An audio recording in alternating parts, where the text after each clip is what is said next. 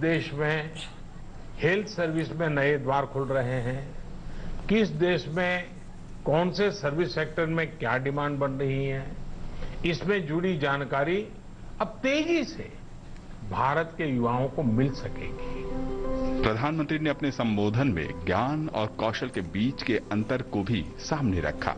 उन्होंने कहा कि 5 साल में कौशल भारत मिशन से स्थानीय और विश्व दोनों ही स्तर पर रोजगार प्राप्त करने के अवसर बढ़ गए हैं। आज भारत में नॉलेज और स्किल दोनों में जो अंतर है उसे समझते हुए ही काम हो रहा है। आज से 5 साल पहले आज के ही दिन स्किल इंडिया मिशन इसी सोच के साथ शुरू किया गया था। इसका मकसद यही था कि यूथ को नॉलेज के साथ ही स्किल भी मिले, कौशल भी मिले। इसके लिए देश भर में सैकड़ों प्रधानमंत्री कौशल विकास केंद्र खोले गए, ITI की संख्या बढ़ाई गई, उनमें लाखों नई सीट्स जोड़ी गई। इस दौरान 5 करोड़ से ज्यादा लोगों को स्किल डेवलपमेंट किया जा चुका है और ये अभियान निरंतर जारी है।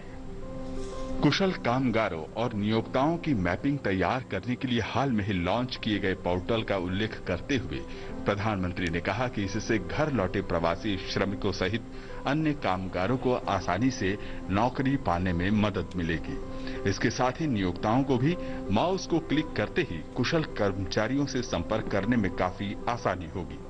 हर साल 15 जुलाई को मनाए जाने वाला विश्व युवा कौशल दिवस इस वर्ष वर्चुअल मोड में मनाया गया। लाखों की संख्या में प्रशिक्षुओं के व्यापक नेटवर्क सहित प्रणाली के सभी हितधारकों ने इस सम्मेलन में भाग लिया। सुधाकर दास की रिपोर्ट, DD न्यूज।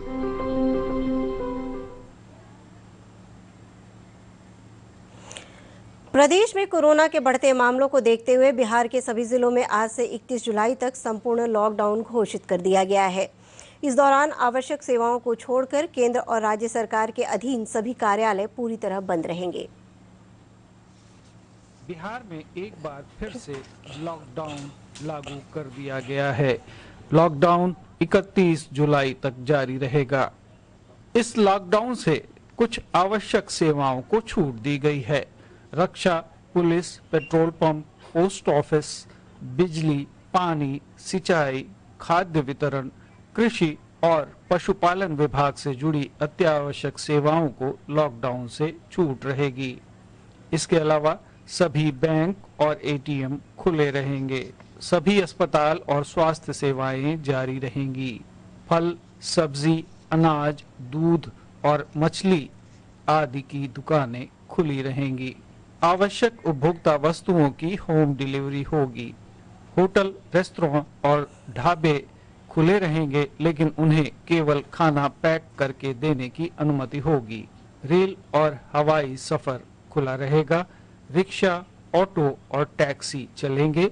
माल वाहन चलेंगे। जरूरी काम के लिए निजी वाहन का प्रयोग किया जा सकेगा। सभी कॉमर्शियल और निजी संस्थान बंद रहेंगे। सभी धार्मिक संस्थान और धार्मिक गतिविधियां भी बंद रहेंगी। सड़कों पर अनावश्यक आवाजाही पर रोक रहेगी। घर में रहें, सुरक्षित रहें।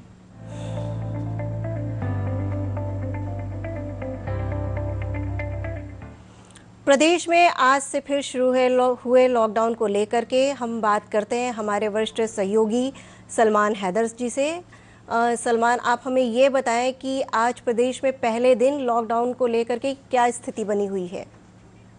जिलों में लॉकडाउन था, लेकिन उसको बढ़ाने का कारण ये है कि स्थिति संभल नहीं रही थी। लोग अनुशासित नहीं थे, लोग मान नहीं रहे थे और वो बाजारों में जो भीड़ आ रही थी उसके कारण प्रशासन को ये लगा कि अब ये स्थिति नियंत्रण में नहीं आएगी। और पिछले 3-4 दिनों से कोरोना के मामले, जो संक्रमित मामले पाए जाने की जो बात थी, वो काफी संख्या में बढ़नी शुरू हो गई थी। इसलिए प्रशासन ने, राज्य सरकार ने सभी 38 जिलों में लॉकडाउन लगा दिया है, जो 31 तक जारी रहेगा। इस दौरान जरूरी सेवाएं जारी रहेंगी और सड़कों पे खास तौर से केवल बसों को मना किया गया है, लेकिन जो निजी वाहन हैं वो जरूरत पर निकल सकते हैं, ऑटो और टैक्सी भी चलते रहेंगे। जी बहुत बहुत धन्यवाद। बढ़ते हैं अगले खबर की ओर। प्रदेश में कोविड-19 संक्रमितों की संख्या 20,000 के आंकड़े को पार कर गई है। पिछले 24 घंटों के दौरान 1,320 नए मामलों की पुष्टि के साथ ही संक्रमितों की संख्या बढ़कर 20,173 हो गई है। सक्रिय मामलों की कुल संख्या 6,482 है। स्वास्थ्य विभाग के अनुसार कोरोना संक्रमित मरीज तेजी से ठीक भी हो रहे हैं। अब तक 13,533 लोग स्वस्थ हो चुके हैं। वहीं कोविड-19 से अब तक 157 लोगों की मृत्यु हुई है। प्रदेश में अनेक नदियों का जलस्तर लगातार बढ़ते रहने से बाढ़ की स्थिति गंभीर बनी हुई है। कई जिलों में अधिकारी तटबंधों की सुरक्षा का काम खुद देख रहे हैं। पेश है ये रिपोर्ट।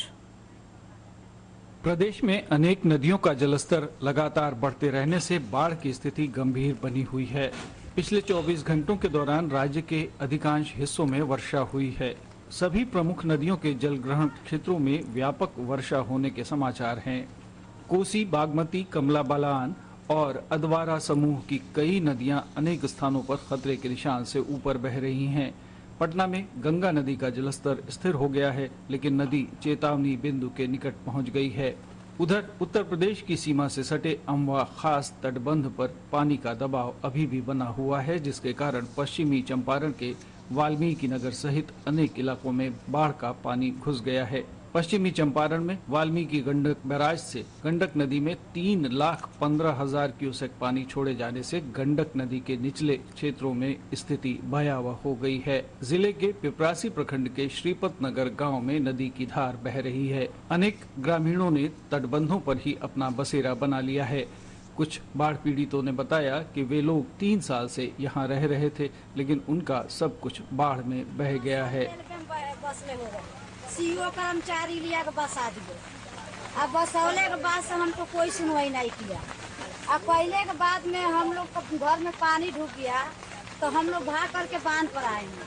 न कोनो सरकार सुनवाई कोई लॉस या 3 साल से यही में हमने तबाह बन जा और पानी सब दहिए गई आ ये बार प्लास्टिक तानी को ऊंचा बानी जा इहो पट रहल बा। शिवहर जिले में भी एक रिंग बांध टूट जाने से कई गांवों में बाढ़ का पानी घुस गया है। सीतामढ़ी, समस्तीपुर और दक्षिण पश्चिम बिहार के कई इलाकों में निचली आबादी को नुकसान पहुंचा है और सैकड़ों एकड़ खड़ी फसल जलमग्न हो गई है। सहरसा में सलखुआ प्रखंड में पूर्वी कोशी तटबंध के दबाव से एक सड़क के टूटने की नौबत आ गई है। इस सड़क को ग्रामीणों ने अपने प्रयासों से बनाया था। इसके बाद जिलाधिकारी कौशल कुमार ने सलखुआ प्रखंड के कोशी तटबंध का मुआयना किया। वहां हो रही कटान का भी उन्होंने जायजा लिया और अधिकारियों से तटबंध को सुरक्षित करने के आवश्यक निर्देश दिए। इस दौरान उन्होंने कहा कि बाढ़ की स्थिति अभी सामान्य है और पानी का डिस्चार्ज भी देर रात से कम हुआ है। RWD और सभी प्रशासनिक पदाधिकारी थे यहाँ पे, उनको निर्देश दिया गया था कल तक कुछ बूढ़ा रख के उसको डैमेज को ठीक करने के लिए, और आगे भी पानी अगर आता है तो उसको ठीक करने की व्यवस्था में सारी रखने के लिए। अभी बाढ़ की स्थिति सामान्य है। हम लोग पूरे ज़िले में अभी 70 के करीब नाव चला रहे हैं स्थानीय लोगों के डिमांड के आलोक में, और कहीं कोई दिक्कत नहीं है। पानी का डिस्चार्ज भी थोड़ा सा बराज से कम हुआ है। ब्यूरो रिपोर्ट, दूरदर्शन समाचार, पटना। प्रदेश में मानसून की सक्रियता में कमी आई है। मौसम विज्ञान केंद्र पटना के अनुसार मानसून की अक्षीय रेखा झारखंड की ओर चली गई है, जिस कारण झारखंड के सीमावर्ती क्षेत्रों में अच्छी बारिश हो सकती है। विभाग ने बताया कि दक्षिण उत्तर प्रदेश में चक्रवाती दबाव का एक क्षेत्र बना हुआ है, जिसके प्रभाव से उत्तर प्रदेश से सटे जिलों में बारिश की संभावना है। प्रदेश के विभिन्न जिलों में मौसम के मिजाज और बाढ़ की स्थिति की ताज़ा जानकारी के लिए हम आपको लिए चलते हैं हमारे वरिष्ठ सहयोगी सलमान हैदर के पास। तो सलमान जी, आप हमें ये बताइए कि बाढ़ की क्या कुछ स्थिति बनी हुई है।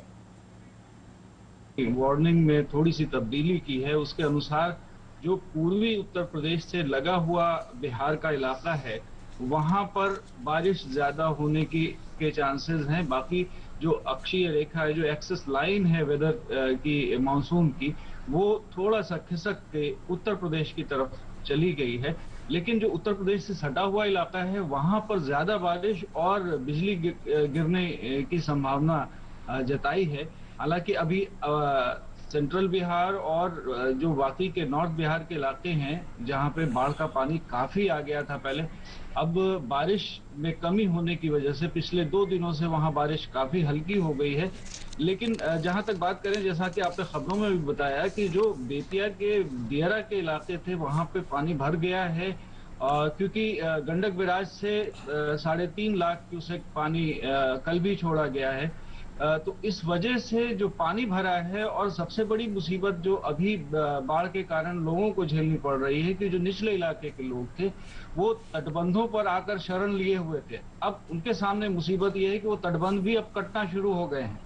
एक चौड़ी सड़क के बजाय एक पतली सी रेखा रह गई है उनके लिए रहने के लिए, और वो झोपड़ी झुग्गी बनाकर पॉलिथीन की शीट डाल करके अपने मवेशियों के साथ वहां है। तो ऐसा बहुत सारे जो दरभंगा का इलाका है वहां पर भी और चंपारण में भी ये स्थिति देखने में आ रही है। जी बहुत बहुत धन्यवाद आपका। और अब अंत में मुख्य समाचारों पर एक नज़र फिर से डालते हैं। प्रधानमंत्री नरेंद्र मोदी ने बदलते व्यापारिक वातावरण में प्रासंगिक रहने के लिए युवाओं को कौशल उन्नयन के मंत्र दिए। प्रदेश में आज 31 जुलाई तक लॉकडाउन आवश्यक सेवाओं को रखा गया मुक्त। राज्य में कोरोना संक्रमितों की संख्या हुई 20,000 के पार, और प्रदेश में अनेक नदियों का जलस्तर लगातार बढ़ने से बाढ़ की स्थिति गंभीर। इस बुलेटिन में फिलहाल इतना ही। नमस्कार।